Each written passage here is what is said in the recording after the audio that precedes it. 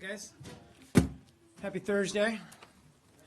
And what makes it even more special is it's a Thursday in August, which means tomorrow, everybody want to join with me? True to our tradition, there will be, thank you Matt, no briefing. What was that? There will be a briefing. No briefing. Anyway, welcome to the State Department. I think we have some interns in the back. Welcome. Good to see you in this exercise in transparency and democracy. Is that what it is? Sorry, I didn't mean to break thought out it was an laughter. exercise in spin and obfuscation. All right. Can you tell this is my last briefing before vacation? Anyway, okay. Let's start. So just at the top, I did want to briefly mention this U.S. Secretary of State was in Argentina today. He did meet with Argentine President Macri. He also met with a local American Chamber of Commerce and will, of course, as always, meet with personnel and families from the U.S. Embassy there. He did meet with the foreign minister earlier today. They launched the high-level dialogue to strengthen a bilateral partnership that is rooted in common values, principles, and interests. And as part of the dialogue, Secretary Kerry also met with Foreign Minister Malcorra, as well as the Argentine Ministers of Production and Energy. They discussed economic reform priorities, trade and investment, energy, and bilateral cooperation in support of Argentina's reintegration into the international financial community and sustainable economic growth in both our countries. I'll leave it there, and over to you, Matt. Okay, just very briefly, do you have anything more you can say about this American woman who was killed in the attack in London?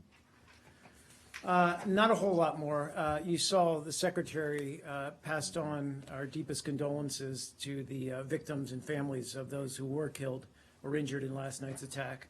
As you know, we did confirm the death of a U.S. citizen, and there are reports, of course, many of you have reported that there's another U.S. citizen who was injured in that attack. We, as always, stand ready to provide all possible consular assistance to the families of the victims. I can't, because of privacy considerations, share any additional information at this time.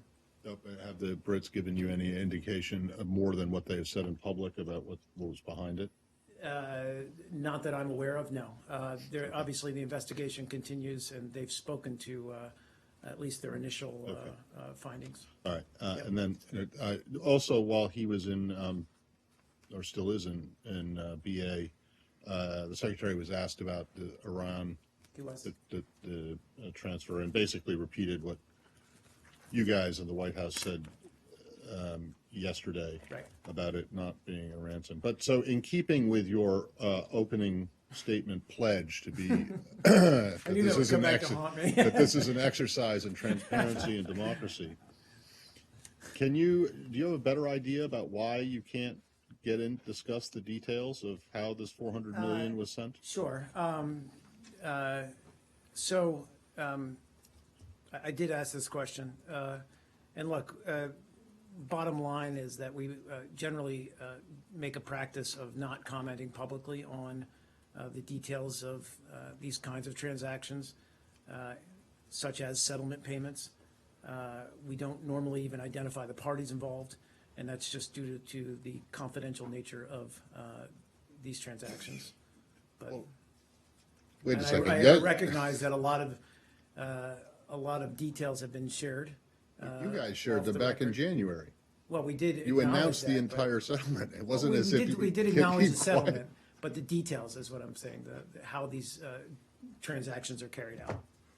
So you're still not prepared today to confirm? To confirm that. Okay. Well, let me just make the point that doesn't seem very transparent. And your point is well taken. Okay. So, despite the fact that the administration officials, including you, including the Secretary, including your colleague at the White House, are saying over and over and over again that this wasn't a ransom payment, that question or that case continues to be made by many, many people, not just people who are necessarily critics of the Iran deal, but by others as well. And so do you acknowledge at least the appearance of Well, and I think I spoke to this. ransom? Sure. Well, I mean, look, I mean, first of all, you know, a couple of thoughts on that. One is, and I spoke to this yesterday, I thought I did at least. You know, the optics. But the thing is that it did not put this to rest. And when you come out and talk about transparency, and then you say that you expect people to just take you at your word, which is fair enough, that this wasn't a ransom payment, and yet it persists. So people aren't taking you at your word. Not you personally, but No, I understand the that. administration in general. I understand that. And look, I mean, you know, I will acknowledge, or I will admit, and I think, you know, that this was, you know, there was, as we've all talked about, whether the White House or the Secretary or myself, you know, that there were several lines of effort ongoing that culminated at the same time. Part of that was because we had these, as I said, this space that was opened up by the negotiations, that we had the maneuvering room, if you will, to close out this ongoing settlement dispute. But the idea that this was all orchestrated as part of some kind of quid pro quo is just not accurate. And the reason is the settlements team, you know, they were toiling in that vineyard separate and apart from the other negotiations that were ongoing for, as I said, years, if not decades before on some of these settlement issues. But, you know, we saw an opportunity to close out this settlement case as part of this, as I said, part of the implementation day agreement, or reaching implementation day rather. And at the same time, we were working the release of these detainees. I recognize, I can see the optics of this, and that people would draw assumptions, people do, that we can't keep them from doing so. But it's just not true that there's any linkage. Well, there's a report, I'm sure you saw it last night, that the Justice Department had issues with this and said that it would look, Yeah. even if it wasn't technically per se a ransom, it would give that perception. And it's hard not to see that if it is viewed by the receiving party as a ransom or a quid pro quo, how it isn't. Well, again, we talked about this yesterday, I thought at least. You know, a couple points to make on that. One is there's always an interagency discussion around any decision like this, and every relevant agency weighs in. And I think I said yesterday that, of course, we were aware of the optics surrounding this and the fact that, you know, people might draw that conclusion. But, you know, we felt it was in our national security interest, as well as in the interest of the American taxpayers, to save them what could have been billions of dollars had this gone to settlement or adjudication. You know, we felt it was prudent to act and to seize the moment. But that's not to say that, you know, all of these aspects weren't discussed within the interagency process. And I think the Justice Department has spoken to this as well. But as I think the article that you're referring to seemed to allege that somehow we overruled these other agencies, and you know, State Department doesn't have that much. Doesn't have I don't that want much to. I don't want to underestimate the weight we pull, but I can assure you that it's a consultative process, and Well, you know, in the and consultative it's- process, I realize you probably weren't involved in it. Didn't anyone say that, hey, we just maybe? can't overrule other agencies, and you know, we don't. You know, but it is, as I Okay, said, that's it's good a to discussion. know. So if I want to cover power in Washington, what building should I be at? We'll talk about that off the record. But wait, I just want, Yeah, of course. this will be the last Yeah, one. sure.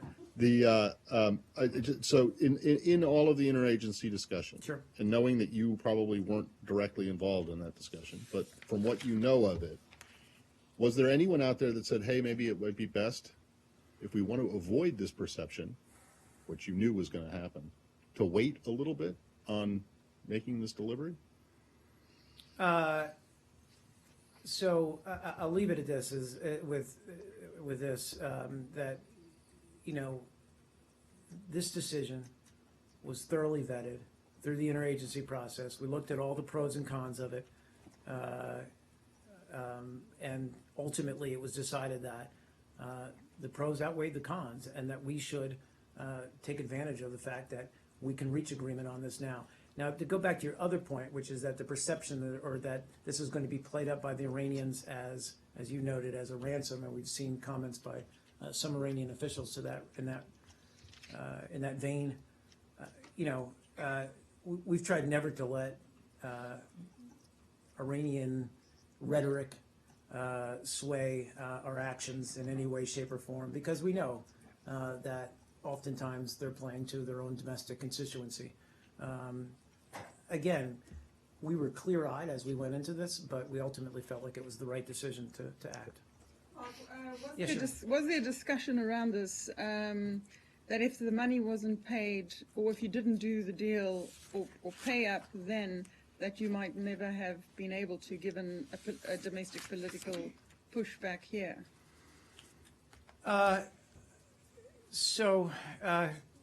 Look, I think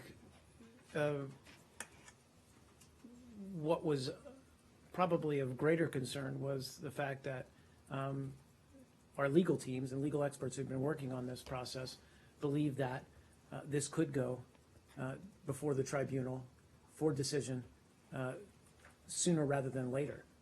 So again, there was some that was motivation, I think, to move quickly on a settlement that we felt was in our interest to take. As for the domestic political piece, we're aware that and that writ large about our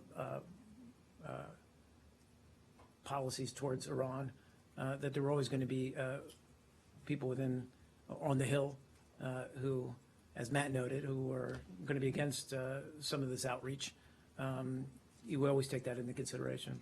And then did this administration, did officials of the State Department brief people on the Hill before that deal was made, or just afterwards?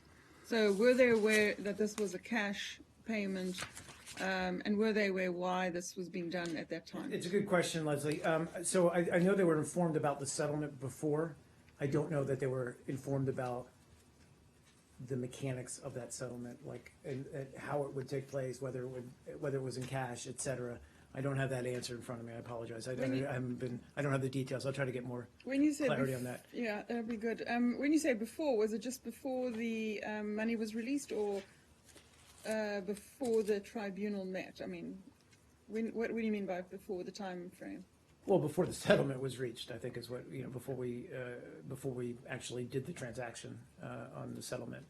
Okay. So, but as to the details of how that transaction took place, I just don't have that level of. And then one more. Clarity. When was the 1.3 billion in interest settled? That was done through through the judgment fund, which is administered by the Treasury. But when was that 1.3? I was told it was fully settled. When was that done, and how was it done? Sure.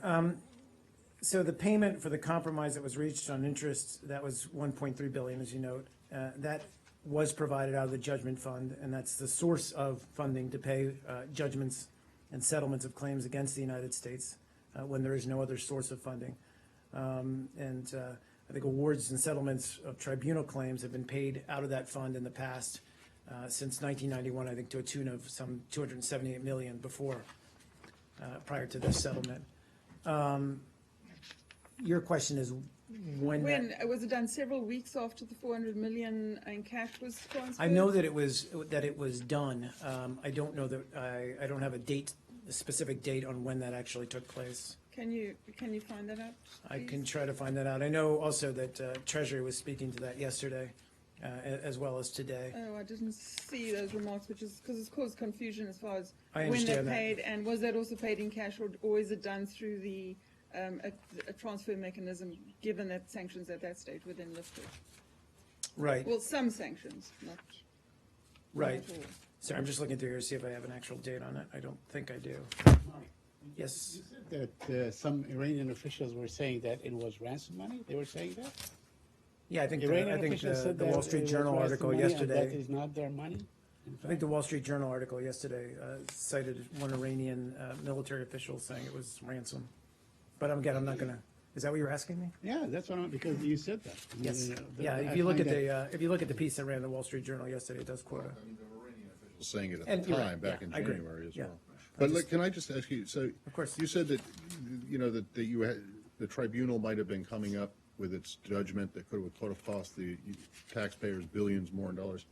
So what gave you the idea that after 3 decades of litigation, this tribunal was going to come to a decision the very week that you also reached the nuclear deal? Oh, I don't know. The No, very I week didn't mean to that you imply got that, the- but I didn't mean to imply that it was going to be that very week. I think that was So- an impetus for acting because Right. we thought it would come soon. I don't know. I don't have After a 35 timeframe. years, it was just going to come. Well, again, all of these things. I mean, Did someone on the commission tell you? no, but I mean, look, these teams have been working on these issues, and it was going to come up in the near future. And the legal experts or the team that was working on this, their advice was to act while we could for a settlement that would save people money. I don't know that there was, I don't. Okay. I'm not trying to imply After that it was. 35 I'm not years. trying to imply that it was that next week or even that next month, but it was. I think. Okay, It was, well, it but was then if it considered that it wasn't- would be. Go ahead. No, finish. No, I it's- get it's what you're considered- saying, but I'm just saying that then it doesn't it give more, wouldn't it make it more of a, wouldn't it have given a less of the bad, wouldn't it be less bad optics then if it wasn't that imminent? If it wasn't gonna be the next day or the next week to wait so that the Iranians couldn't make the argument that it was that it was a ransom, no? Again, we're back to the optics argument, and I've said what I have to say on that. All right. Go ahead. Sorry, one more Sure. on the optics argument. Thanks. So, the U.S. policy against paying ransom, it seems like it was designed to prevent the feeling by other countries or terrorist organizations that the U.S. government could be blackmailed. Is That's there any accurate. concern that because of the timing of this, that other countries or terrorist organizations will see this as a change in U.S. policy, that they could kidnap an American and request ransom and it would be paid? Well, I would hope not. And obviously, we've been working hard over the last 24 hours in trying to disabuse anyone of that conclusion. We don't pay ransom, and we don't for specifically those reasons. And so, all I can say is that is our policy going forward. It's been our policy, and anyone who acts under the assumption that we do pay ransom would be acting wrongly. How is the balance likely to be paid in the future, Mark? How is the balance? balance of what, The balance you know, was what- paid. I Completely think I paid? just confirmed So- that. So you just confirmed Yeah, it. So yeah. there's Out of the no- settlements fund, yeah, or the judgment fund, excuse me. Okay. But what I don't have, and I apologize, I don't have a date of when that took place. Please. I will do my best. Thank you. And Mark, do you know if the secretary would consider going in front of the House committee to testify as he has been asked to? Well, I mean, obviously, we always try to work with Congress to address their concerns as to who would testify before any kind of hearing. That's something we'll take under consideration, given the Secretary's busy schedule, busy travel schedule. We would try to work with Congress to find some kind of way forward, but I'm not aware that he's been asked. Change of topic? I'm happy to change topics, but let's finish with Iran. If we're done with Iran, okay, go ahead, Barb. Just Argentina, Mr. Kerry said that the declassified documents from the dirty war would be, the first tranche would be delivered on Thursday. Do you have any information about what will be in those documents? Will they be specific, will they reference specific cases that disappeared, or will they give the families answers to Sure. questions? So my understanding of that is that it will be a declassification of additional U.S. government records that are related to human rights abuses by the Argentine military dictatorship, and in fact, that he delivered a first tranche of these declassified documents to President Macri. I don't necessarily have, I mean, I would characterize them as military and intelligence records, but I don't know if they, speak about specific cases. I would assume that there are some details in there that speak to specific cases, but I don't have any more details for you. Any more transcripts of calls between Kissinger and the general? Communications? I don't know what the contents were. However, the documents will be posted on the Director of National Intelligence website and available to the public on August 8th. So there you go. Just follow up on that. Of course. Are these documents the same documents that the president said were going to be released? That's right. When he was there? I believe so, yes. So, In keeping with, President Obama's commitment, yes, So- that he made to President Macri. and do you know any more, like, how many there are? Were they transported down there on pallets? Or were there fewer than, did you bring them in briefcases or something like that? I don't have a sense of the scale or the scope of the delivery of documents. I'll try to get that for you. And that, he gave some to the president today and a second tranche on Thursday, is that correct? No, today's Thursday. So Yes, my understanding was just a tranche that was delivered one today. tranche, Yeah. okay. Please, Turkey. of course. Turkish media reporting the secretary will go to Turkey later this month. Is that true? Nothing to announce in that regard. Related to that, Yep. could you tell us exactly where the U.S. is in the issue of the extradition process of Mr. Gulen? As you may have seen, a Turkish court has issued what they call an international warrant against Mr. Gulen. Do you see this as the formal extradition request?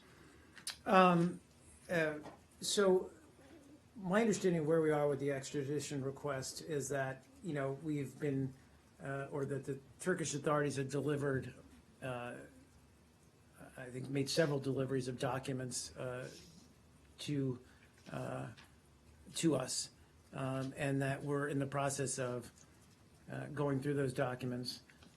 As you know, we don't, and we've said this previously, we don't speak publicly about the details of the extradition request process. It's not something that is necessarily an overnight process. It takes time to evaluate the evidence that's presented. I think at this point, my understanding at least, having talked to my colleagues at the Department of Justice, is that they're still trying to make a determination of whether the documents that were delivered to them do constitute what they believe is a formal extradition request. And I realize there's some, the rhetoric coming from Turkey is that they have made a formal request. I think, I believe, in fact, that we're still trying to assess that.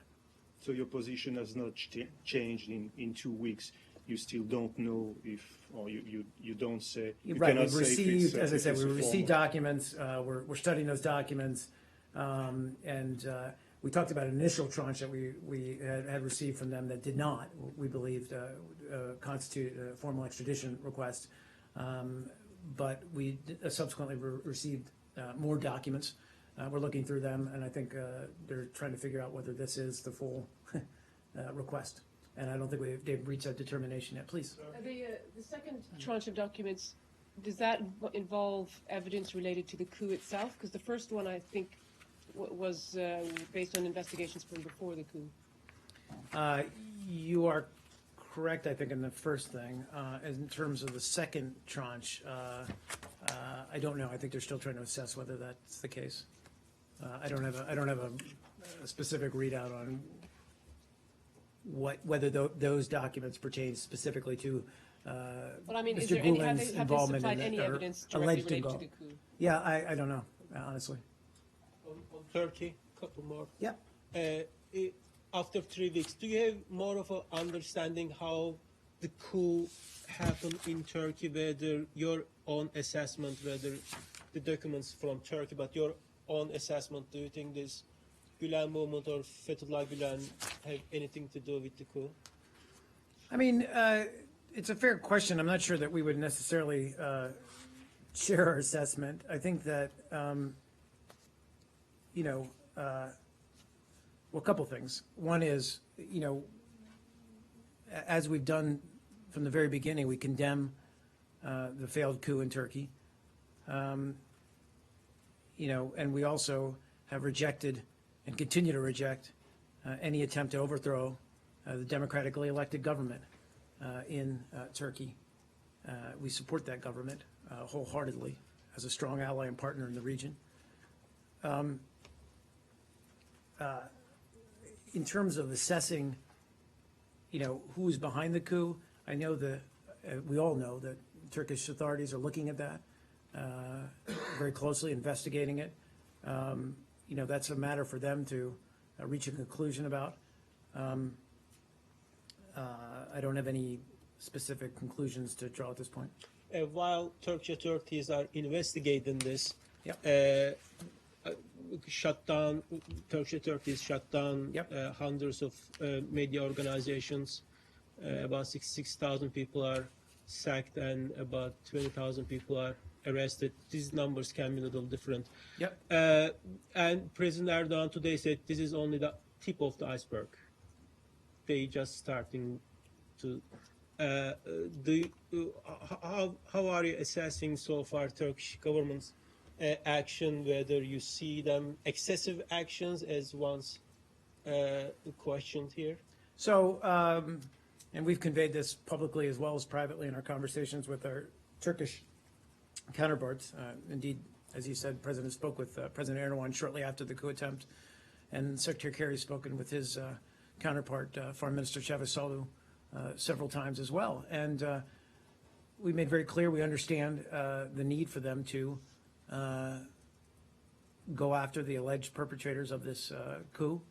But at the same time, we've emphasized the importance of upholding the democratic institutions and the rule of law that exists in Turkey, and the importance of that to the Turkish people and to the integrity of Turkey's democracy.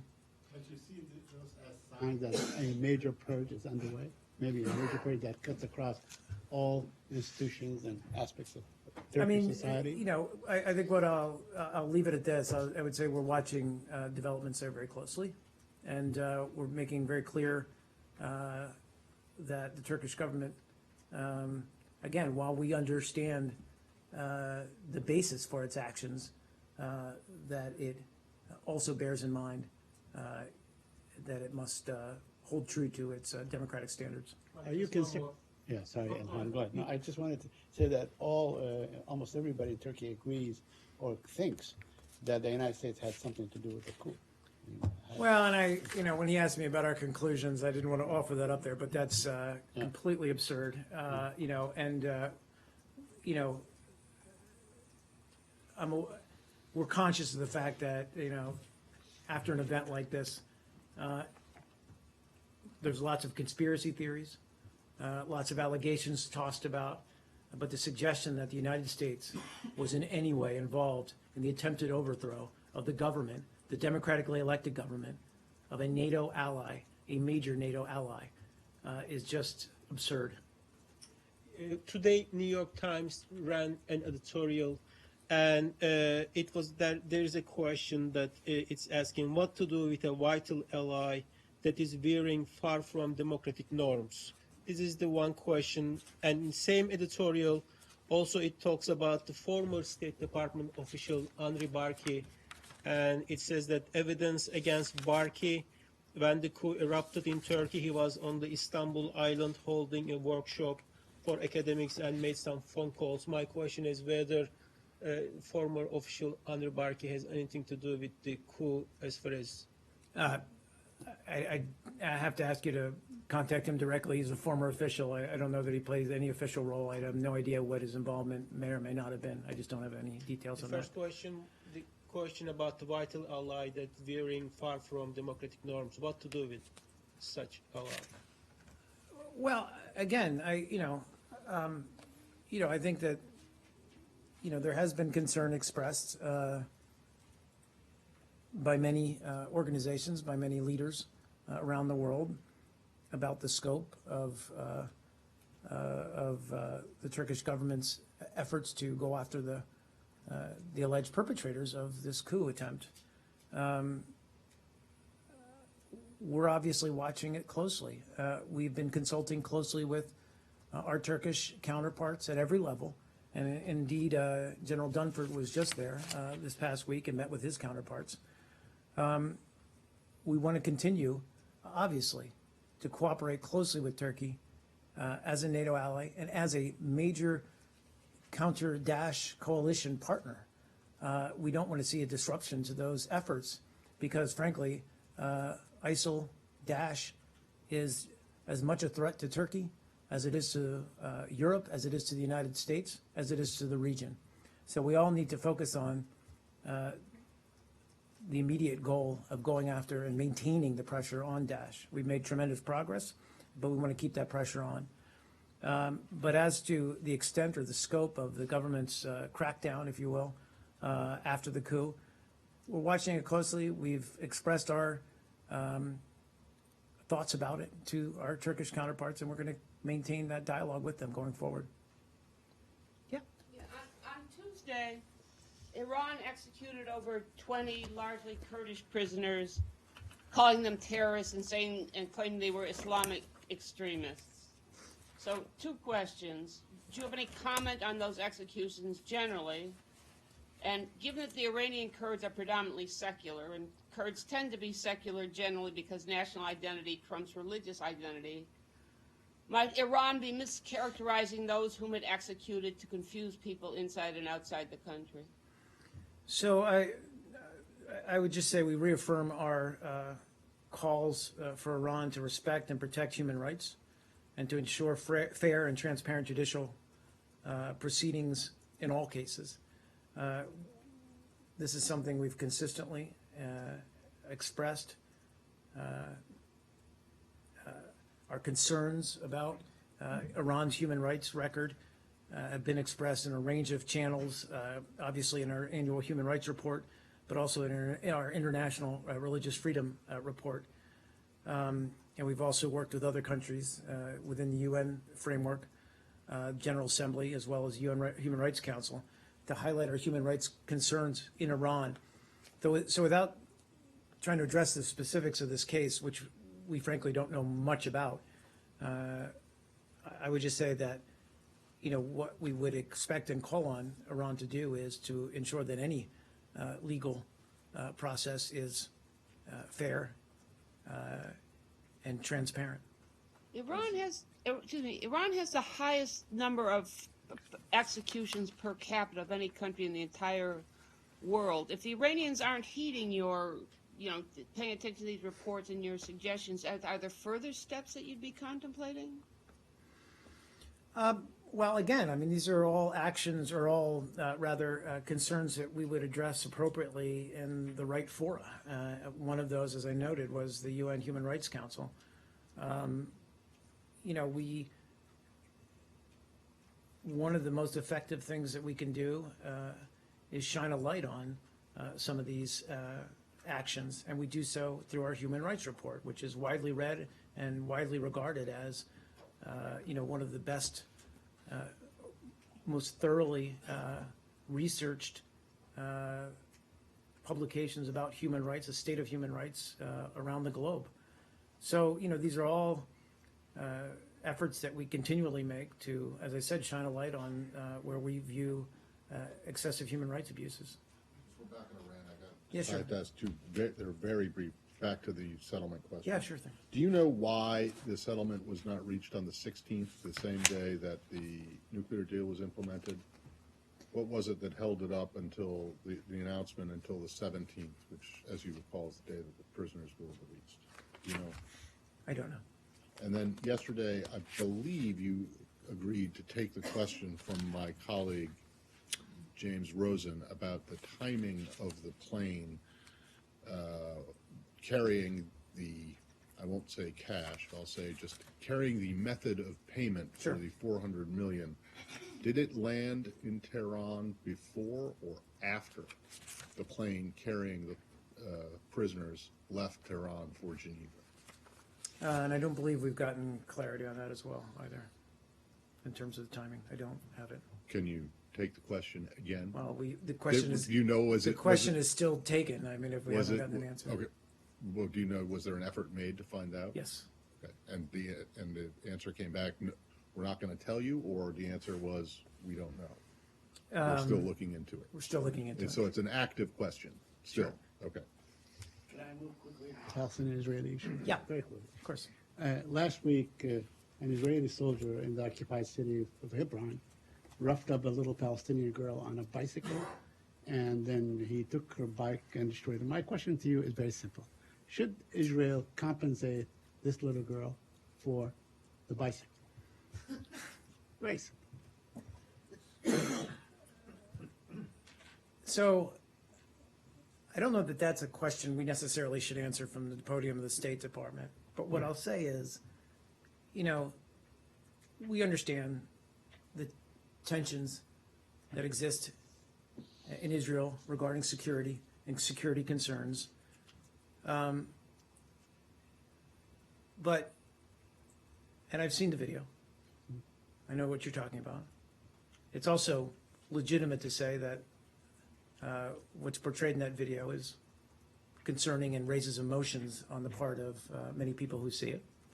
And that any security forces, and I'm talking about not just Israel's, but any security forces around the world have a difficult job. We understand that. They have to balance a lot of factors in carrying out their duties. But they also need to be aware of how their actions portray what they're doing and the reasons behind what they're doing to the rest of the world. So that's a question for the Israeli authorities to speak to. I'm just offering my opinion. But you subsidize Israel to the tune of billions of dollars. We do. Should you deduct like $100 to pay for that bicycle? That's a serious question. No, Should you deduct $100 from the $40 billion or so that you're about to give Israel for the next 10 years and say this is, to replace the bicycle? Saeed, so I spoke about this a little bit yesterday. Our security relationship with Israel is important both to Israel's national security interests as well as our own, as well as the region's. And it's vital that we maintain that close cooperation. And frankly, that relationship, as I said yesterday, is ironclad. Israel is a strong democracy in the region and a strong proponent of democratic values in the region. We're looking at this incident. I agree that, again, for those who watch the video, I can see where it raises emotions and raises concerns. And what we've always said, and that bears, that is true for Israel's security forces or Israelis, as well as for Palestinians, is that all sides need to bear in mind and take or make efforts not to escalate tensions and be aware that their actions could escalate tensions in what is already an overly tense situation. And I think that's our message. So you will not urge Israel to compensate this little I'm not girl aware of any with the efforts on tune that of part. $100 I'm not to aware pay for of the it, bicycle. and I'm not even sure we could do that. Please, South Asia. of course. Wait, where are we? Two questions. Thanks, sure. sir. Mark, SARC is meeting in Islamabad, and home ministers from the SARC nations met there, and including Mr. Rajnath, Home Minister of India. What he emphasized was mainly on terrorism, and even before his arrival, there were demonstrations by the terrorists wanted by the US and India in Islamabad for blocking him not to come to Islamabad. Those terrorists are openly calling on the death to US and death to India, and they don't care because nobody is arresting them or going after them. My question is here. You're talking about in Islamabad, that's where this meeting took place. Right, Karachi, Islamabad, and Lahore, and all that. Home Minister of India, Mr. Rajnath, said that I am here on the invitation of the government of Pakistan, and we wanted to make sure that we fight together against these terrorists who are killing innocent people, and not only in India but also in Pakistan, among others. And what he said that to Pakistan, that don't glorify the killings of terrorists and don't make them martyrs, because they will come back to you, and they are coming back to you anyway. So we should unite all of us against them. But somehow he said Pakistan is not listening, because at least 3 terrorists are wanted by India. Of course, the names are Dawood Ibrahim and Hafiz Saeed and Lakhvi, among others, which he said we have given the proofs to the Pakistanis, but they not listening. So what he's saying, where do we go from here? And what you have anything about this? First of all, you know, Goyle, you've heard us say it many times. I mean, we encourage that kind of regional dialogue regarding counterterrorism efforts. We advocate for closer cooperation, certainly between India and Pakistan, to deal with terrorist threats in both their countries. You know, terrorism is obviously a reality in both countries, and they need to in order to effectively confront it, they need to work together, and that's something we've long encouraged. So it's important that they have this forum to talk about in a candid way some of the areas of disagreement and some of the areas of concern between the two of them. I'm not going to get into the specifics of the back and forth, except to say that, you know, we obviously believe that Pakistan needs to do all it can to confront all terrorists operating on its soil. We've seen it make progress. We want to see more progress on its part. Second, I'm sorry, go ahead. Go ahead. I have to leave in 5 minutes. You're familiar with You the made Jordan me stand up Berm? here yesterday. I'm going to make this make you up to tease. You're Sorry. familiar with the situation of the Syrian refugees in the Jordan Berm? Yes. There was a delivery of aid by crane today by the UN, which I assume you think is good news, welcome news. But I'm just wondering is this satisfactory? Are you pressing the Jordanians to allow more in? So, as unorthodox a method as it was, we are very happy that the UN was able to deliver food and other urgently needed assistance to, for the first time, I believe, since June 21st, to these Syrian refugees, or these Syrians, displaced Syrians, who are on the other side of the border.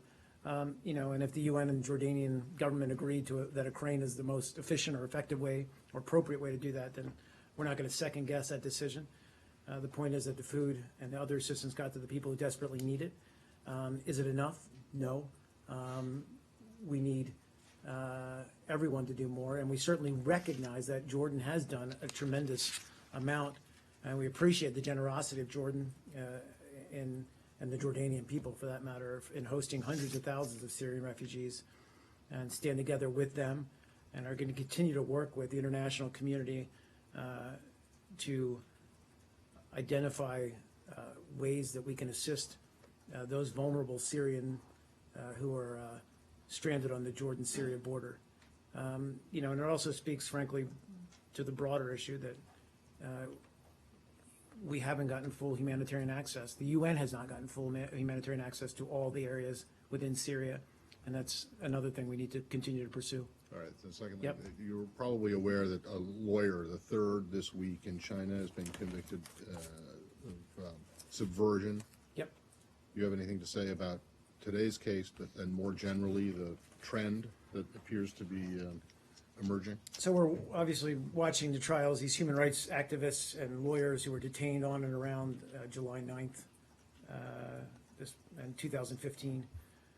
We're concerned that several have been sentenced to prison terms of up to 7 years based on what we consider vague and apparently politically motivated charges, such as, quote, subversion of state power, end quote. It's troubling that Chinese authorities denied these defendants access to their chosen counsel and family members as well. And we urge China to release all of the lawyers and activists who were detained on July 9th, 2015, and remove restrictions on their freedom of movement and professional activities. Thank you. Yep. On the chemical attacks or the allegations of chemical attacks by Russia or Yep. the opposite. So, and we also had, obviously, so we've had two separate allegations made over the past several days. We're looking into both of them, as we would any credible allegation of a chemical attack. As we stated clearly yesterday, we condemn the use of any chemical weapons. Russia did share, I was unaware of it when I briefed yesterday, but did share the allegations of the second chemical weapons attack. But up till now, we've not seen conclusive evidence to suggest that such an attack took place.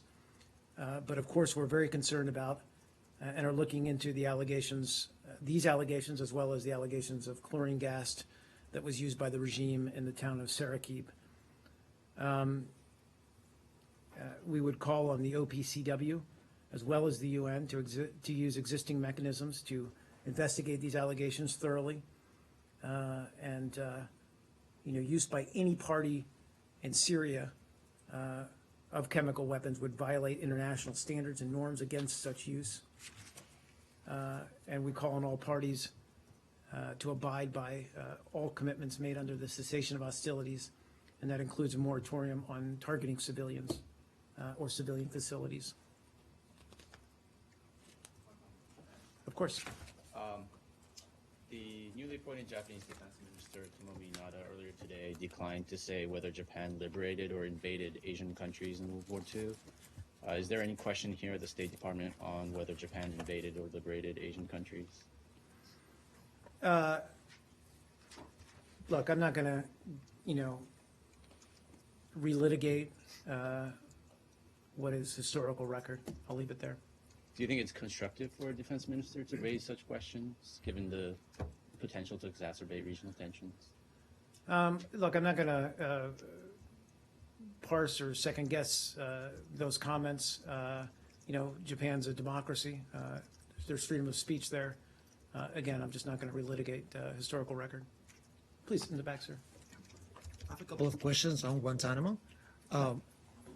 Former Guantanamo detainee Jihad Diab, who was sent to Uruguay in 2014, went missing a while ago, and as I understand, he's still missing. What does the Department of State know about this case as of today? I'm aware of the case, and I'm actually looking. I thought we had an update on that. If we do, I'll try to get it to you afterwards. I just don't have it in front of me. I apologize. Okay, and let me ask you another question about this case, if you have this information. Of course. Is this person considered a threat to the U.S.? This person who went missing? Yes. Again, and I don't want to speak out of, I was aware that one of these individuals who went missing actually turned up. That's why I'm looking so befuddled, because I thought that one of them actually had turned up. But let me double check that. I mean, of course, a couple of points to make. One is whenever we decide anyone from Guantanamo is eligible for relocation or resettlement, that is only done after a very lengthy process where it's determined that this person, to the best of our knowledge and best of our belief, no longer constitutes a risk or a threat, not just to the United States, but to anyone. And that's the very first step before we even negotiate or begin to talk to other governments about resettling these individuals. As part of the resettlement dialogue that we have with other governments, we talk about ways to, in fact, ensure that these kinds of incidents can't take place, where resettled Guantanamo inmates simply disappear or fall off the grid for whatever reason. It has happened. And there are even cases, as we all know here, where some of these individuals have even shown back up in the battlefield. The cases of those kinds of cases, rather, the percentage is very low, very low. We'd like it to be zero. But, in any process like this, we can never be 100% correct all the time. But we take it very seriously. And so as to whether we're concerned, of course, we're always concerned when any one of these individuals, as I said, falls off the grid, falls off the radar, disappears, and we make every effort to work with both national authorities in these countries as well as regional authorities to locate them. Can I have I don't know if you have the figures, but the latest update on the number of detainees? Yeah, I in the apologize. detention center? I will, I may, as you can see, this book is a little chock full of information here, but we'll get those for you after the briefing. Thank you. Please. Of course. Answer on the gas attack. Yeah, sure. When you said there was no conclusive evidence, are you talking about which gas Both. attack? Both. Yeah, I mean, look, it's, you know, so just to talk about the process, I mean, these kinds of attacks are always investigated through the OPCW. And, you know, we're not able to reach, or they're not able to reach a conclusion overnight or even in a couple of days, but they are looking at the facts and the allegations and are investigating it appropriately. So you're talking about the one that was Both. reported last week, and then Yeah, I the mean, we're one calling that on the it, we want to see Russians- both investigated. There were two incidents, one on, that's believed to be, alleged to be the regime, chlorine gas, and then this other one was reported yesterday. And then, the Russians, the Russians did notify you of. They did. Okay, and then can I just Of the follow up- second attack. Of the second attack. Can I just follow up on the other course. one, on another issue related? Is how do you square these ongoing attacks and the tensions in Syria with how the with ongoing or with discussions with the Russians on military cooperation? Can you have normal discussions as well as while these kinds of attacks are going on? So you're correct that it does make that dynamic difficult. You know, the fact that the Russians supported the regime in its attempt to seal off and retake Aleppo, unbeknownst to us,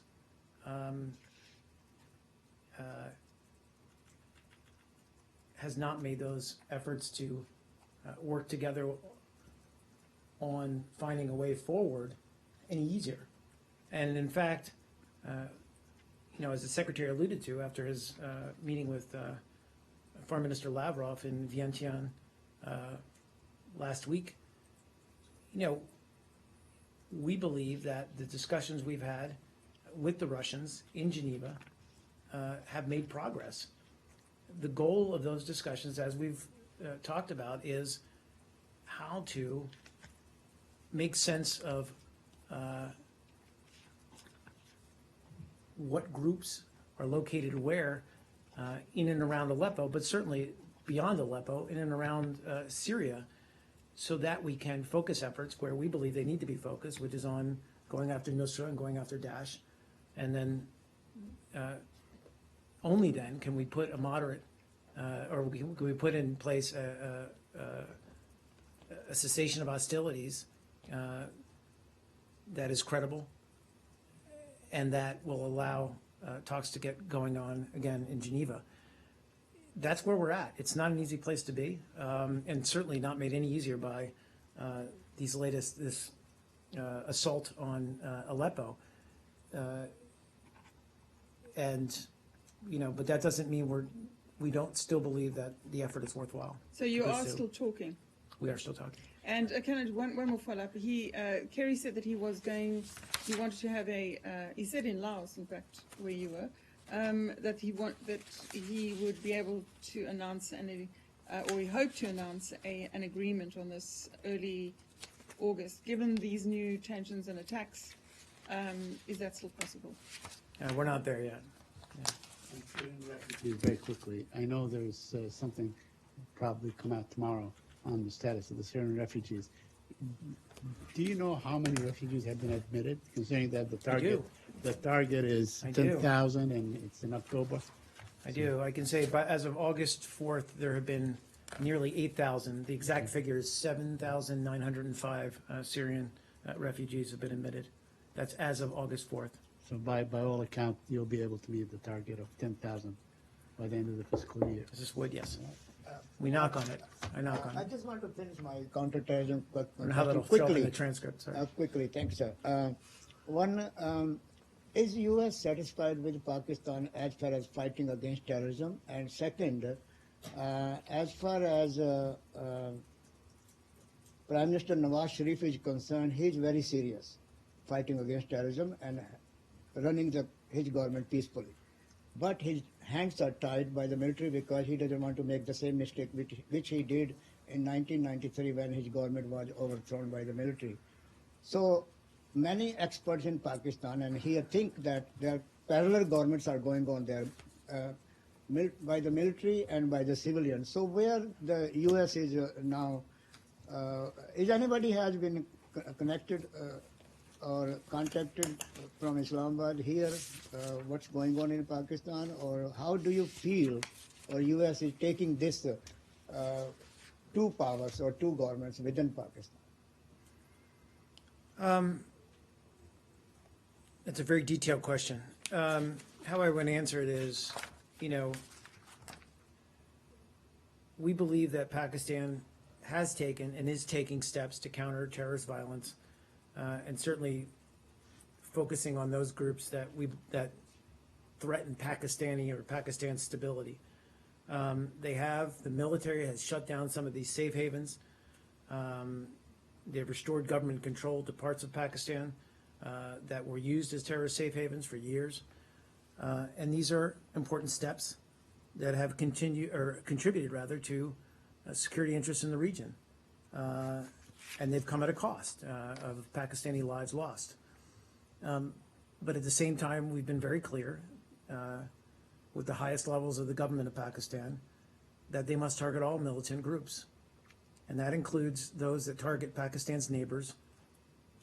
And they must also close all safe havens. So I guess to put it briefly or summarize it, you know, they've made progress. They're going after groups, but selectively. We need to see them go after all groups. And as I just said, even those groups that might not threaten Pakistan itself, but threaten its neighbors. Of course, of course. Thank you. So before that, one question just comes in my mind. So you were just talking about the incident happened in Israel. So you just said that you are very concerned. United States is very concerned about the security of Israelis. So what about the security of Palestinians? I mean, is it do you give the same importance to the security of the Palestinians as the Israelis? You're talking about Palestinians? Yes. I mean, of course, what we want to see, and you know, our consistent messaging is, or a consistent message rather, is that, you know, we want to see all sides in Israel and in Pakistan, or I'm sorry, excuse me, I was just talking. I'm sorry, I apologize. And among the Palestinian people, exercise restraint and take measures that don't escalate tensions that are already there. Obviously, the security situation there is very tense. All I was trying to convey in my response to Saeed's question was that there have been a series or a number of terrorist attacks on innocent Israelis, and that has generated a high level of concern, rightly so, among Israel's security forces, a heightened sense, if you will. And that's understandable. But as they carry out, and again, I'm not just noting this for Israel, but in any place around the world, that any security forces need to exercise a certain amount of restraint. It's part of the job, it's part of their duties. Sir, you just said that Pakistan has progressed in the military operations against the terrorist networks. But I think you're well aware that Pentagon has withheld $300 million of military assistance to Pakistan for not acting against those militant groups who were fueling violence in Afghanistan. Do you have anything to say on that, sir? Not much. I mean, I'd refer you to the Department of Defense regarding the decision that they took with regard to fiscal year 2015 funding. You know, we continue within the Department of State to provide assistance to the Pakistani people, and some of that does include security assistance. But I don't have anything specific to add to your question about this reduction in funding. So, but are you agreed with the Pentagon that Pakistan is not doing enough to eliminate Haqqani networks and other militant groups who are fueling violence in Afghanistan? Are you agreed with the Pentagon? Well, again, I think, I think I just addressed this in responding to Goyle's question. We have concern about terrorist safe havens inside Pakistan's borders. We've urged the government of Pakistan to address this and to pursue closer counterterrorism cooperation with Afghanistan against all groups that pose a long-term security threat to the region, not just to Pakistan. The situation in Afghanistan is very interesting. Recently, a delegation of Afghan Taliban recently visited China. I mean, they are not talking to the U.S., they are not talking to Pakistan, they are not willing to talk to the political setup of Afghanistan, but they are visiting China. I mean, what China can help in getting the peace in Afghanistan? I'd refer you to the Chinese authorities and Chinese government to speak to that. Yeah, one more. One on China. Yesterday, China formed a quadrilateral counterterrorism alliance in association with Afghanistan, Pakistan, and Tajikistan. Do you think this is a helpful move from Chinese? I'm sorry, are you talking about the same, you're not talking about the Taliban group, but you're talking about a separate thing. I apologize. Could you just give me the question one more time? This was a meeting of the military leadership of 4 countries at the initiative of China. Other countries, Afghanistan, Pakistan, and Tajikistan, they have formed a quadrilateral counterterrorism alliance. How helpful is this in your fight against terrorism? I mean, well, my answer is that we don't,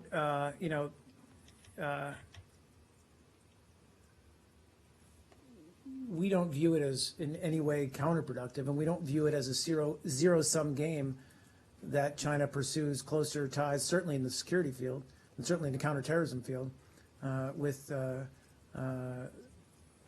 Central Asian countries. There's a lot of work to be done. There's a lot of problems to be addressed.